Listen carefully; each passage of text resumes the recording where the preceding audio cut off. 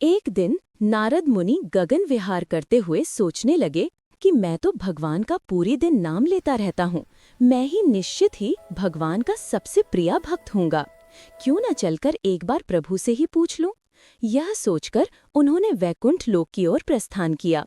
हाथ जोड़कर उन्होंने नारायण जी को अभिवादन किया और कहने लगे, प्रभु, मेरे मन में एक प्रश्न बहुत समय से घूम रहा है। कृपा करके मेरी सुधा शांत करे। यह सुनकर नारायण बोले, ऐसा कौन सा प्रश्न है जिसका उत्तर तुम्हें नहीं मिल पा रहा है नारद? नारद मुनि बोले, मुझे यह सवाल पूछते हुए उलझन सी हो रही है। वैसे तो मैं इस सवाल का उत्तर जानता हूँ, फिर भी अपनी संतुष्टि के लिए आपके मुंह से सुनना चाहता हूँ। नारायण बोले, अपना प्रश्न बिना संकोच के पूछे। नारद मुनि बोले, हे प्रभु, आपका सबसे प्रिय भक्त कौन है, मैं यह जानना चाहता हूँ। पहले तो नारायण ने बात को डालते हुए मुस्कुराकर कहा, जब तुम इस प्रश्न का उत्तर जानते ही हो तो मुझे पूछने का क्या लाभ। नारद मुनि ने जवाब दिया, हे प्रभु, इससे मुझे संतुष्टि हो जाएगी और मेरा मन शांत हो जाएगा। जब तक मुझे इस प्रश्न का उत्तर नहीं मिलता, मेरा मन विचलित रहेगा। नारायण ने पृथ्वी लोक पर एक किसान की ओर इशारा करके कहा, वह है मेरा प्रिय भक्त। जवाब सुनकर नारद मुनि चौंक गए और नाराज होते हुए बोले, वह तो एक किसान है, ये किसान कैसे आपका प्रिय भक्त हो सकता है?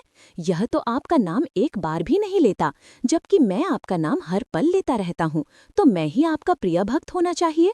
ये कैसे हो सकता है प्रभु? कृपा कर मुझे समझाइए। नारायण नारद मुनि की मन की ईर्ष्या को भांप गए और मुस्कुराते हुए कहा, इससे पहले तुम मेरा एक काम कर दो। ये तेल भरा कटोरा लो और पूरे संसार के चक्कर काट कर आओ, पर ध्यान रहे इसमें से एक बूंद भी तेल नहीं गिरना चाहिए।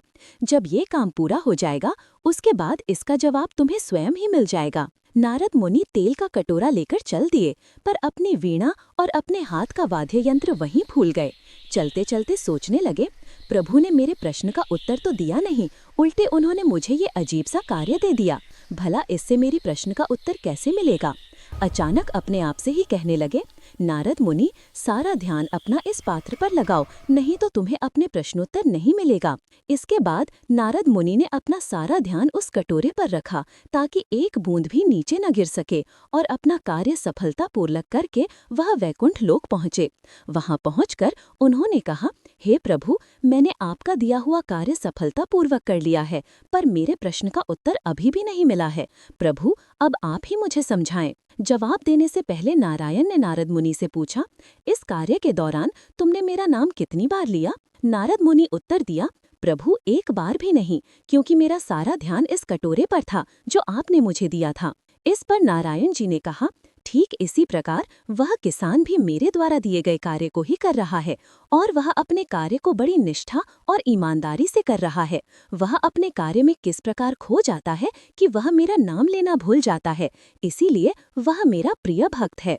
इस कहानी से यह सीख मिलती है, हमें अपना कार्य बड़ी निष्ठा और लगन से करना चाहिए। यही सच्चा मार्ग है भगवान की भक्ति करने का।